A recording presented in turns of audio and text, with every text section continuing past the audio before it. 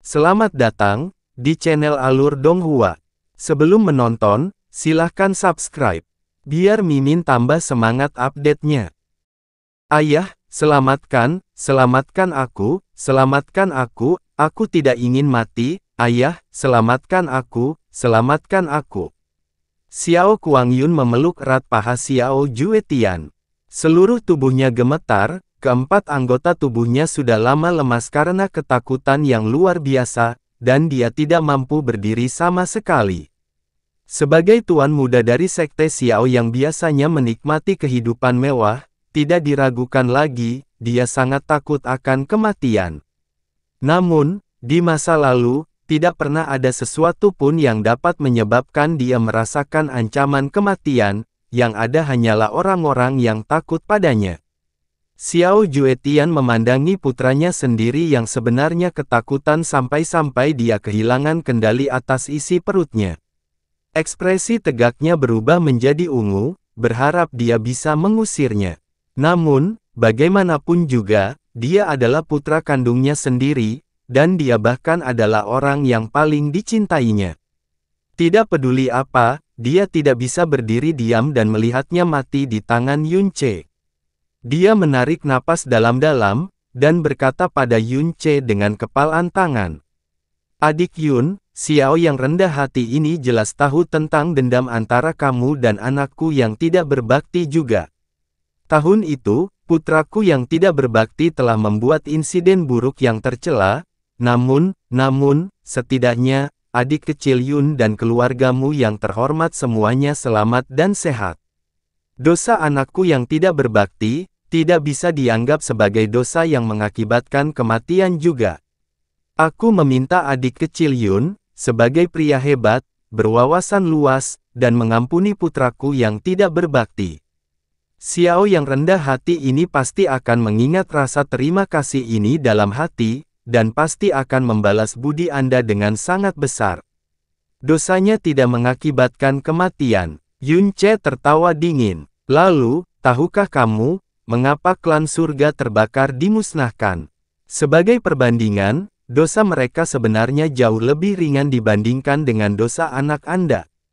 Namun, pada akhirnya, dari Grandmaster klan Fen Yijue, Master klan Fen Duanhun, hingga semua murid klan dengan nama keluarga Fen, totalnya sekitar 70.000 nyawa, semuanya meninggal tanpa penguburan. Kata-kata Yun Ce menyebabkan hati semua orang di Sekte Xiao mengepal. Beberapa dari tubuh mereka bahkan mulai bergetar tak terkendali, dan bahkan ekspresi Xiao Juetian menjadi sangat pucat. Dia sangat jelas dalam hatinya bahwa ketika dia menuju ke pernikahan Yun Ce beberapa bulan yang lalu, dibandingkan dengan kekuatan yang digunakan Yun Ce untuk memusnahkannya. Membakar klan surga, sekali lagi meningkat dalam jumlah yang ekstrim. Dengan kecepatan pertumbuhannya yang sangat menakutkan, kekuatannya saat ini jelas lebih tak terduga, memusnahkan seluruh sekte Xiao-nya sudah cukup. Bagaimanapun juga, kekuatan sekte Xiao sebanding dengan klan surga terbakar. Jika dia benar-benar bertindak melawan seluruh sekte Xiao karena marah. Skenario terburuk ini telah dipikirkan berkali-kali oleh Xiao Juetian. Saat ini, akhirnya menghadapi Yun Ce yang ada di sini untuk menagih utangnya, dia tidak lagi berani berpikir lebih jauh. Dia menurunkan postur tubuhnya ke posisi paling rendah, dan memohon. Adik Yun, kesalahan anakku yang tidak berbakti, memang tidak bisa dimaafkan. Xiao yang rendah hati ini sangat memalukan atas ketidakmampuanku dalam mengajar anakku. Namun, dengan status dan levelmu saat ini, tidak peduli berapa puluh kali lebih kuatnya putraku yang tidak berbakti, mustahil baginya untuk memiliki ancaman sekecil apapun terhadapmu, juga tidak mungkin dia berani menyinggung perasaanmu lagi. Jika kamu bertindak melawan anakku yang tidak berbakti, aku hanya takut hal itu akan menodai statusmu juga, jika kamu bisa menunjukkan belas kasihan hari ini, dan melepaskan anakku yang tidak berbakti, Sekte Xiao-ku pasti akan sangat berterima kasih, dan akan menghormati adik kecil Yun sebagai tuan kita. Selama itu adalah instruksi dari adik kecil Yun, Sekte Xiaoku pasti akan menggunakan semua kekuatan sesuai kapasitas kita, dan pastinya tidak akan ragu untuk mengorbankan nyawa kita. Meskipun dalam kata-katanya, Xiao Juetian memohon kepada Xiao Kuangyun, semua orang tahu bahwa dia memohon kepada seluruh Sekte Xiao. Dengan Burning Heaven Clan sebagai contoh utama, Yun Ce pasti memiliki kemungkinan untuk memusnahkan Sekte Xiao di bawah amarahnya. Lagi pula, hal yang telah dilakukan Xiao Kuangyun saat itu, dibandingkan dengan apa yang telah dilakukan oleh Burning Heaven Clan, bahkan telah menyinggung Yun Ce.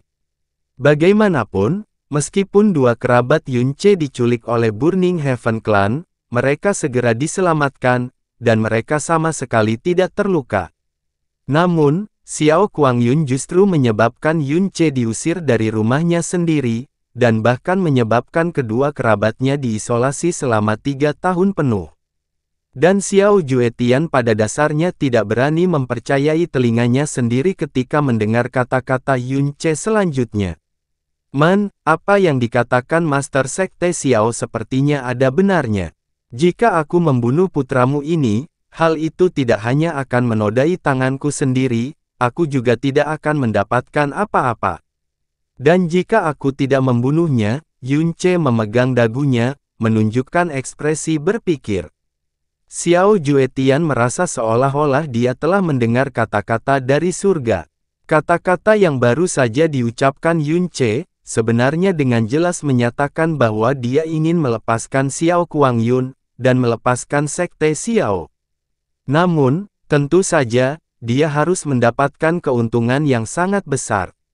Pada titik ini, kematian Xiao Kuangyun sudah lama menjadi hal kedua, kunci utamanya adalah keselamatan Sekte Xiao. Jika mereka mampu menggunakan keuntungan yang cukup untuk menstabilkan Dewa Kematian ini, dan membiarkan Sekte Xiao melarikan diri dari bayang-bayang Dewa Kematian ini, maka tidak peduli berapapun harganya, dia masih bisa menerimanya. Lagi pula, tidak peduli seberapa besarnya, harganya 1000, 10.000 kali lebih baik daripada penghancuran Sekte Xiao. Selama adik kecil Yun bersedia melepaskan putraku yang tidak berbakti, bahkan jika kamu ingin agar Sekte Xiaoku mendaki Gunung Pedang, atau berenang di kuali minyak, Sekte Xiao kami juga tidak akan pernah ragu. Xiao Juetian berkata dengan cemas. Master Sekte Xiao terlalu serius. Bagaimana mungkin aku, seorang junior, menyuruh Sekte Xiao yang perkasa mendaki Gunung Pedang atau berenang dalam kuali minyak untukku? Putramu ini, aku bisa memutuskan untuk tidak membunuhnya, tapi, Yun Ce menyipitkan matanya setengah. Itu akan tergantung pada seberapa besar keinginan Sekte Xiaomu untuk membeli nyawanya. Uang. Xiao Juetian sedikit terkejut. Dia tidak pernah menyangka bahwa apa yang diinginkan Yun Ce, sebagaimana dinyatakan dalam kata-katanya, sebenarnya adalah uang. Namun, segera, dia bereaksi. Yun Ce saat ini sudah dalam perjalanan ke Divine Phoenix Empire, dan memiliki cabang utama dari Black Moon Merchant Guild, dan terlebih lagi, ia memiliki harta unik yang tak terhitung jumlahnya. Blue Wind Empire tidak dapat berharap untuk mencapainya. Untuk mendapatkan item ini, faktor terpenting adalah memiliki cukup emas. Jika krisis tersembunyi ini, yang dapat memusnahkan seluruh sekte mereka, dapat dihilangkan hanya dengan menggunakan uang saja, Xiao Juetian tentu saja sangat gembira. Namun, dia tidak dapat memastikan apakah jumlah yang diinginkan Yun Ce adalah angka astronomi yang pada dasarnya tidak mampu dibayar oleh Sekte Xiao mereka. Dia menahan napas, dan bertanya dengan sangat hati-hati. Aku bertanya-tanya, berapa banyak uang yang harus dibayar oleh Sekte Xiao kita, untuk membeli nyawa putraku yang tidak berbakti? Yun Ce memandang Xiao Juetian, dan perlahan mengulurkan satu jarinya. Hati Xiao Juetian langsung terangkat. Dengan sangat hati-hati, dia bertanya. 10.000 koin mendalam ungu. 10.000 koin mendalam ungu, adalah 100 juta koin mendalam kuning, sebuah angka astronomi yang tidak akan pernah berani diharapkan oleh keluarga rakyat jelata dengan gaya hidup miskin di Blue Wind. Yunche tersenyum dingin. Hidup putramu hanya bernilai 10.000 koin mendalam ungu. Itu 10 juta. 10 juta koin mendalam ungu. Apa? Sebagai sosok kelas penguasa di Blue Wind, ketika Xiao Juetian, yang kemampuan ketahanan mentalnya tidak dapat dibandingkan dengan orang biasa, mendengar sosok ini, dia masih kehilangan kendali atas suaranya karena terkejut. Para murid Xiao Sekte di belakang bahkan sangat terkejut dengan sosok ini. 10 juta, dan itu bahkan koin mendalam ungu. Itu adalah 1 miliar koin mendalam cian, 100 miliar koin mendalam kuning. Apa reaksi Anda ini? Apakah menurut Anda nyawa putra Anda tidak sebanding dengan uang sebanyak itu? Kata Yunche ringan. Xiao Juetian berkata dengan suara sedih. Untuk adik laki-laki Yun yang memberikan kesempatan hidup kepada putraku yang tidak berbakti, Xiao yang rendah hati ini sangat berterima kasih. Hanya 10 juta koin mendalam ungu, angka ini, bisnis sekte Xiaoku kecil, sungguh. Sebaiknya kau tidak memberitahuku bahwa sekte Xiaomu tidak mampu membelinya. Suara Yunche yang gelap dan terukur menyela kata-kata Xiao Juetian. Jika kamu memberitahuku bahwa sebuah sekte yang telah mengumpulkan kekayaan selama 1000 tahun bahkan tidak mampu mengeluarkan 10 juta koin mendalam ungu, maka itu menghina kecerdasanku. Nyawa putramu, tentu saja, tidak sebanding dengan jumlah uang sebanyak ini. Lalu, apakah sekte Xiaomu bernilai 10 juta? Jantung Xiao Juetian tiba-tiba berdebar kencang, dan napasnya bahkan terhenti sesaat. Keringat dingin langsung memenuhi seluruh keningnya. Sekte Xiao memang mampu mengeluarkan 10 juta koin mendalam ungu, dengan kemampuan, kekuatan, dan pengaruh sekte Xiao, pendapatan tahunannya selalu sangat besar. Namun, di saat yang sama, pengeluaran sekte Xiao juga sangat besar. Untuk mempertahankan berkembangnya kekuatan sekte Xiao, setiap tahun, sejumlah besar uang harus dikeluarkan untuk membesarkan masyarakat sekte Xiao. Sehubungan dengan para jenius berbakat, atau generasi muda dengan status unik, terdapat kebutuhan yang lebih besar akan investasi yang sangat besar.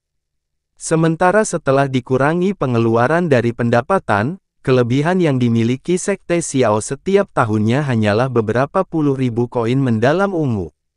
Saat Yunche membuka harganya, dia sebenarnya meminta 10 juta koin mendalam ungu. Itu adalah kekayaan yang harus ditabung oleh sekte Xiao selama beberapa puluh tahun.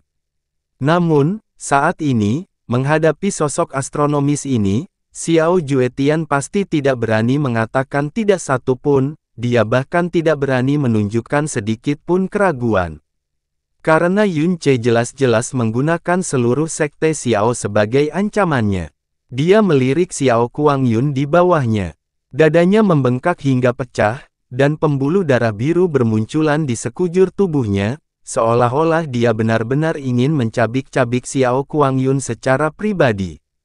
Dia membenci dirinya sendiri karena terlalu memanjakan putra bungsunya, karena membiarkannya berubah menjadi orang tak berguna yang memperlakukan nafsu sebagai hidupnya. Pada akhirnya, dia menyebabkan krisis yang begitu mengerikan. Sebagai ayah dari Xiao Kuangyun, dia juga tidak lagi memiliki wajah untuk terus menjadi master sekte. Xiao Juetian menghela nafas panjang, dan berkata, jika adik kecil Yun bersedia berteman dengan sekte Xiaoku dengan 10 juta ini, maka sekte Xiaoku. Jangan pedulikan soal menjadi teman. Aku, Yunche, hanyalah sosok kecil yang berasal dari kota kecil Floating Cloud. Bagaimana aku berani berteman dengan sekte Xiao yang agung? Tapi, mengenai dendam ini, aku bisa melupakannya. Selama kamu tidak membiarkan aku melihat orang Xiao Kuangyun ini lagi, aku bisa memperlakukan semuanya seperti yang belum pernah terjadi. Termasuk Xiao Wuyi, yang tidak sengaja kubunuh. Ketika kata-kata terakhir Yunche keluar, ekspresi semua orang di sekte Xiao berubah drastis. Semangat Xiao Juetian, terlebih lagi, menjadi dingin. Dia tidak lagi berani mengucapkan sepatah kata pun, berbalik, dan mengirimkan suaranya kepada orang tua di belakangnya. Segera, tidak peduli metode apa yang kamu gunakan, dalam 15 menit, kumpulkan 10 juta koin mendalam ungu dan kirimkan ke sini, ayo, segera. Penatua segera mengangguk, dia tidak berani mengatakan apa-apa lagi, dan segera pergi, belum genap 8 menit berlalu, namun dia sudah bergegas kembali, dan di tangannya, dia memegang kartu emas ungu yang berkilauan dengan warna ungu.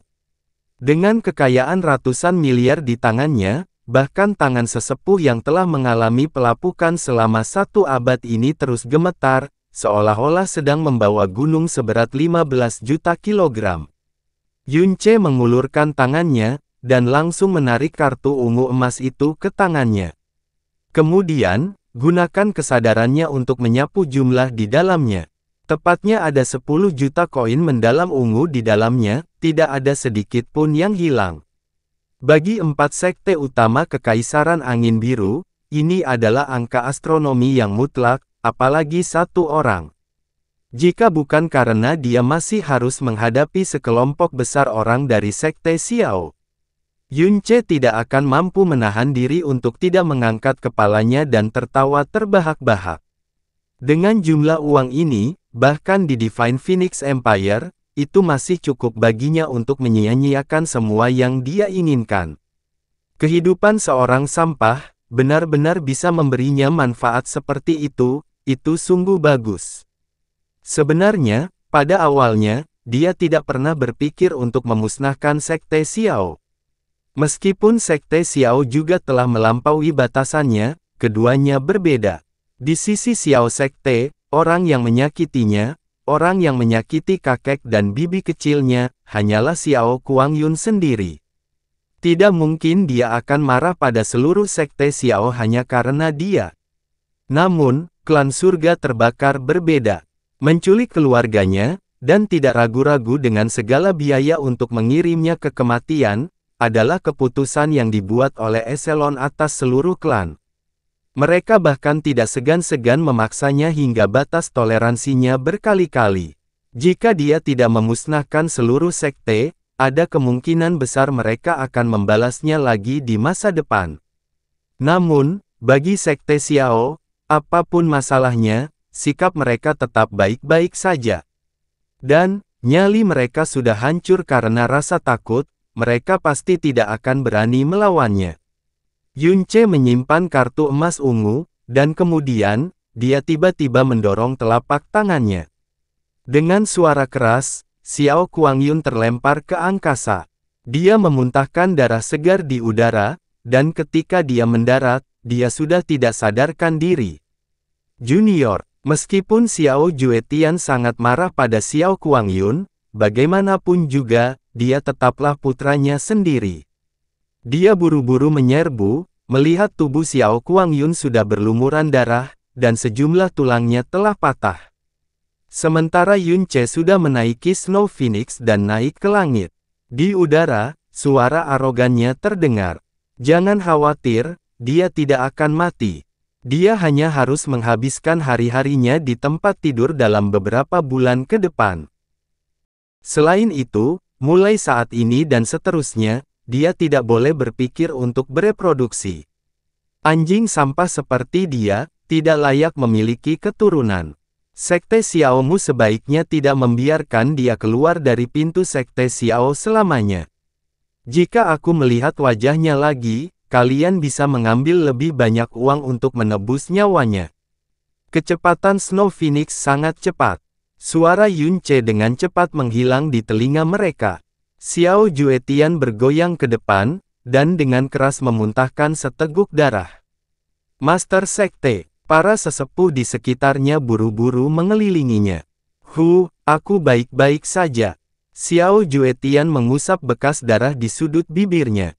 Melambaikan tangannya, dia menutup matanya, dan berkata tanpa daya. Ini juga baik-baik saja. Setidaknya, keamanan Sekte Xiao terjamin. Saya akhirnya bisa tidur dengan tenang. Apakah Yuner dibawa ke tempat Penatua Wuji? Sekte Divine Phoenix adalah sekte terbesar di benua langit yang mendalam.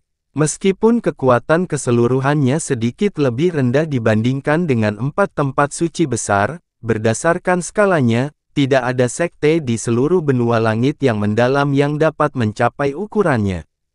Itu juga satu-satunya sekte di benua langit yang mendalam yang memenuhi syarat untuk menantang 4 tempat suci besar. Pada saat yang sama, Sekte Divine Phoenix memiliki satu-satunya spesialisasi di benua ini, itu adalah kekuatan sektoral, dan juga kekuatan kekaisaran. Sekte Divine Phoenix memiliki 2 basis inti, satu adalah kota Phoenix, yang lainnya adalah Istana Kekaisaran Phoenix Suci. Dan seluruh cabang luar sekte ini meluas ke seluruh negara Divine Phoenix, tanpa kecuali, dia adalah penguasa wilayah ini. Sekte Divine Phoenix tidak diragukan lagi memiliki kekuatan terkuat dalam 7 negara langit yang mendalam, serta kekuatan politik tertinggi. Terlebih lagi, kedua aspek ini sama-sama luar biasa. 6 negara lainnya memberikan persembahan rahasia Kekaisaran Phoenix Suci, terutama negara Blue Wind yang paling lemah. Istana Kekaisaran Phoenix Ilahi, Feng Hengkong, sebuah nama yang diketahui semua orang yang bergema di seluruh langit yang mendalam dengan prestise di atas dunia. Karena dia saat ini adalah ketua sekte dari Sekte Phoenix Ilahi, dan juga Kaisar Kekaisaran Phoenix Ilahi. Dia memiliki kekuatan yang tak tertandingi, kekuatan yang dia pegang di telapak tangannya menutupi seluruh langit yang mendalam, dia seperti sosok dari legenda di hati orang-orang langit yang mendalam. Bagi 6 negara lainnya, seorang kaisar sudah merupakan eksistensi yang tidak dapat didekati, dan Kaisar Feng Hengkong dari Divine Phoenix jauh melampaui kaisar negara mereka sendiri, dia seperti seorang kaisar dari Istana Kekaisaran Surgawi. Selama hanya memikirkan namanya, mereka semua akan merasakan semacam penindasan yang mendalam. Di 6 negara lainnya, Aula utama raja dikelilingi oleh pasukan penjaga yang sangat besar dan banyak ahli puncak yang akan menjaganya secara rahasia. Itu adalah tempat yang memiliki keamanan paling ketat di seluruh istana kekaisaran. Tapi aula utama Divine Phoenix, tempat Feng Hengkong berada, sebenarnya adalah tempat yang sunyi. Pada dasarnya tidak ada penjaga di sekitar, bahkan pengawal yang berpatroli di Istana Kekaisaran akan berhati-hati untuk menghindari tempat ini. Di Istana Kekaisaran negara lain, ini adalah pemandangan yang benar-benar tak terbayangkan. Tapi di Istana Divine Phoenix Imperial, ini sangat biasa. Lelucon yang luar biasa, Feng Hengkong bukan hanya seorang kaisar, dia adalah Master Sekte Langit Mendalam Sekte nomor 1.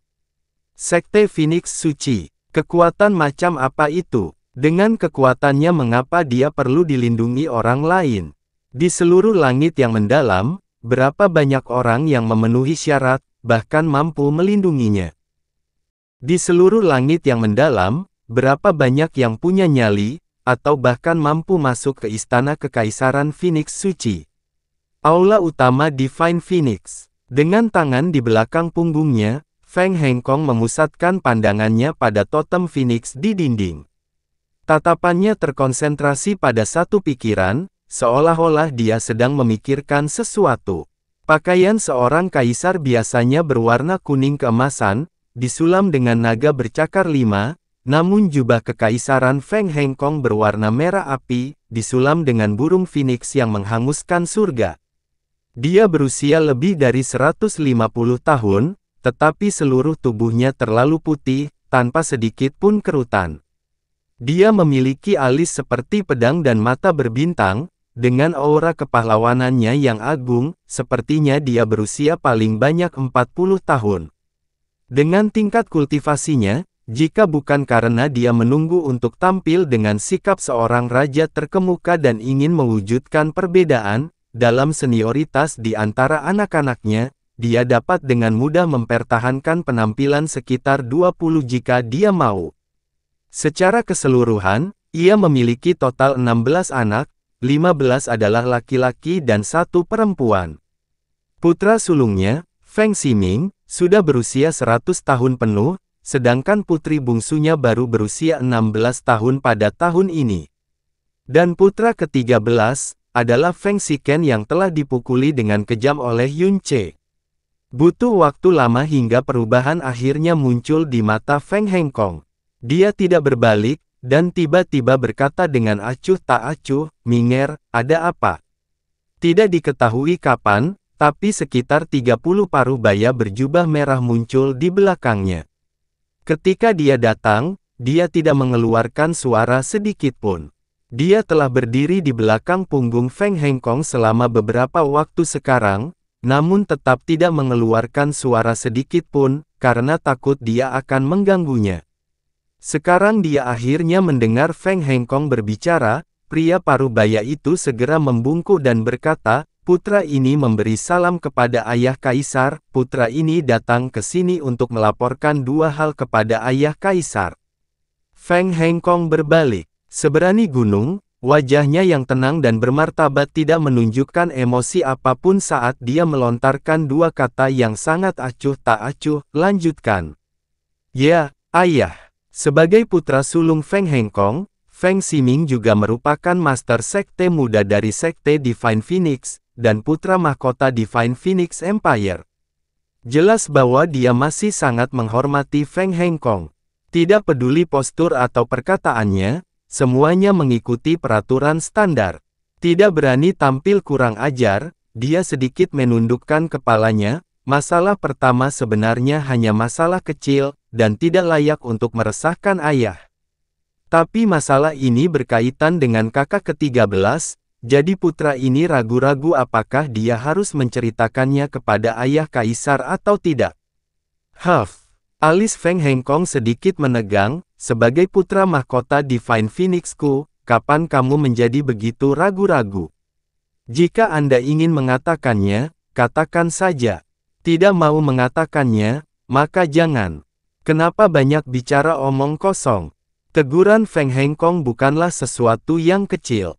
Feng Ximing gemetar dan segera berkata, "Ceramah ayah benar, anak ini tahu dia salah.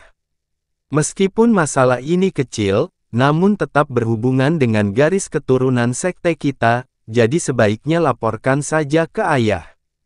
Garis keturunan sekte kita. Karena ini terkait dengan garis keturunan sekte kita, bagaimana bisa itu menjadi masalah kecil? Tatapan Feng Hengkong terkonsentrasi, apa sebenarnya masalah ini?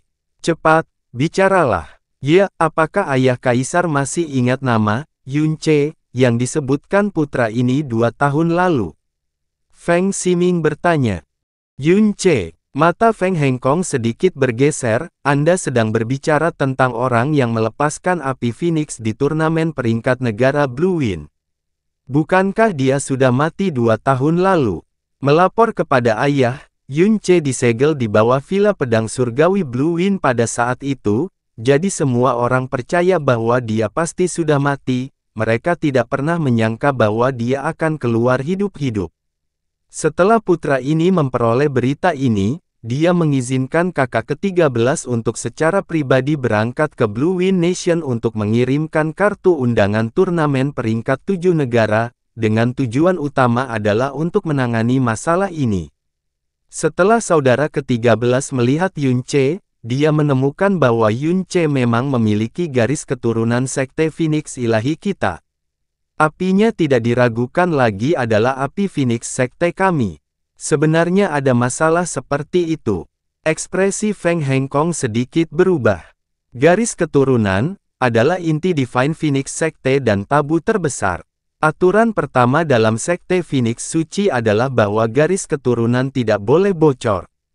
Dia berkata dengan serius, siapa sebenarnya orang itu, yang cukup berani, dan membiarkan garis keturunan sekte kita keluar, masalah ini, bagaimana cara menanganinya?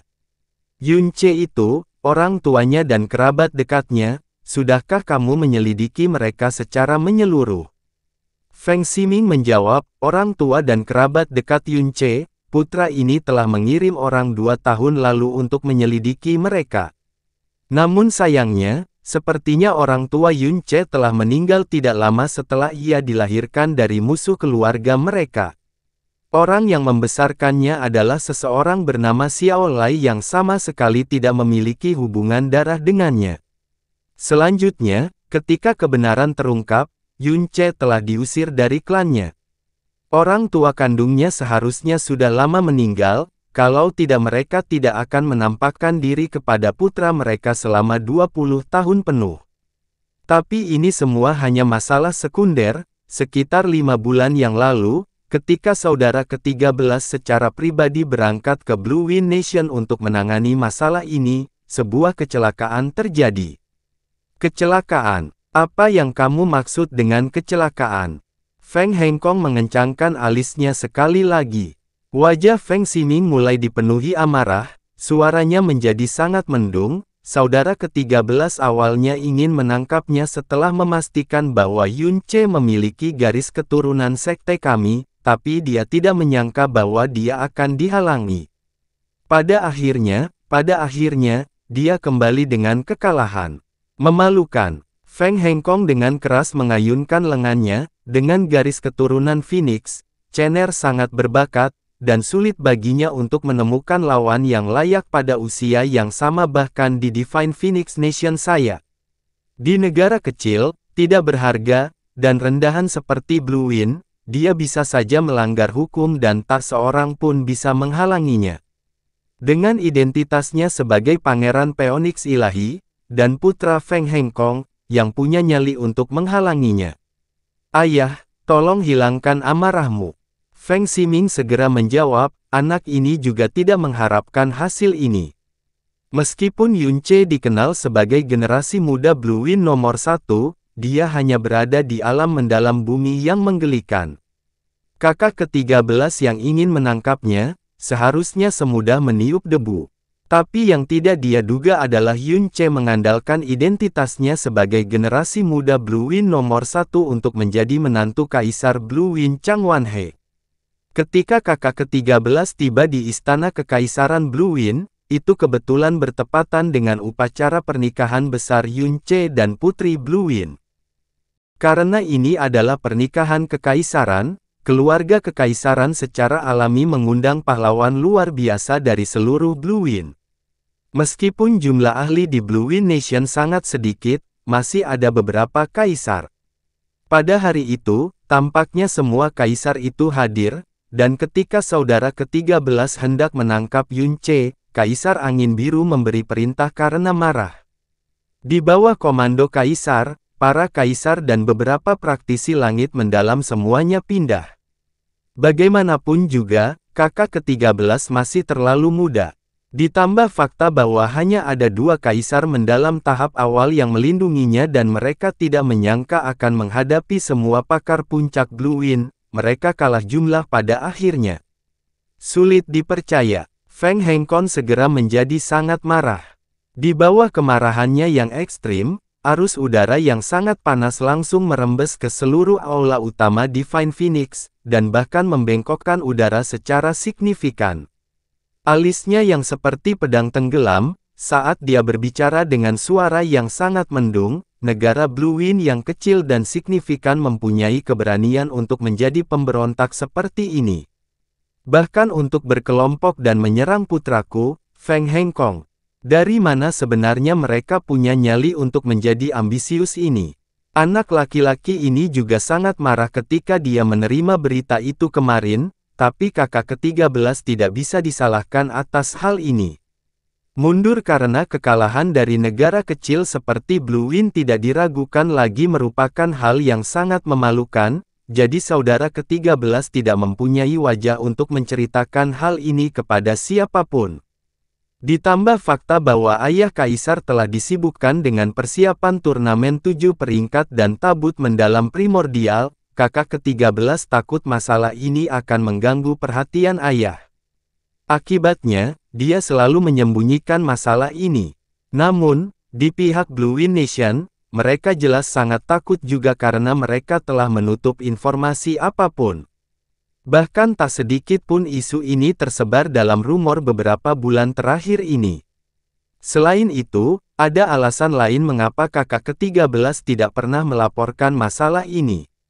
Berbicara, Yun Che telah mengatakan pada waktu itu, bahwa dia akan mewakili Blue Wind Nation dan secara pribadi datang untuk berpartisipasi dalam turnamen peringkat 7 negara sesi ini.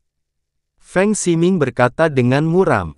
Jadi dibandingkan dengan masalah besar dalam mempersiapkan diri untuk menaiki primordial mendalam arc, masalah kecil tentang bocah Blue Wind yang diseret hingga bulan ini tidak ada konsekuensinya. Huff. Feng Hengkong berkata dengan marah, dia sebenarnya masih berani datang ke sini. Mungkin karena dia tahu dia tidak bisa menghindarinya, jadi dia datang untuk membuang nyawanya. Anak ini juga menganggap demikian. Perlawanannya hari itu, mungkin hanya mencari kedamaian selama beberapa bulan. Feng Ximing tertawa dingin, jadi ayah kaisar tidak perlu marah karena masalah kecil ini. Jika dia benar-benar berani datang ke Divine Phoenix Empire kita, dia seharusnya tidak berpikir untuk pergi. Jika dia tidak datang, anak ini akan menyelesaikan masalah ini secara pribadi. Lagi pula, seperti apa yang ayah katakan, meski orangnya sendiri rendahan, masalah garis keturunan kita tetaplah masalah besar.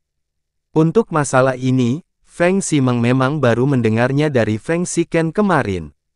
Tapi dalihnya sangat berbeda dari kebenaran yang terjadi hari itu. Pada hari itu, Feng Xiken, serta dua pengawal kaisar mendalamnya dipukuli hingga babak belur hanya oleh Yun Che saja, dan bahkan diinjak. Namun dia memberitahu Feng Ximing bahwa dia telah dikepung oleh hampir semua ahli kaisar mendalam Blue Wind, dan mundur dalam kekalahan setelah kalah jumlah. Pada saat yang sama, kedua pengawal itu juga bersaksi atas alasan ini. Ini karena dia, sebagai Pangeran Agung Phoenix Agung, sama sekali tidak akan mengakui kekalahan, dan sama sekali tidak akan membiarkan siapapun mengetahui bahwa dia telah dipukuli hingga menjadi seekor anjing oleh seorang alam mendalam bumi yang lebih muda darinya, yang lahir dari negara angin biru kecil. Karena itu adalah tanda abadi di lubuk jiwanya, sebuah penghinaan yang tidak akan pernah hilang seumur hidup.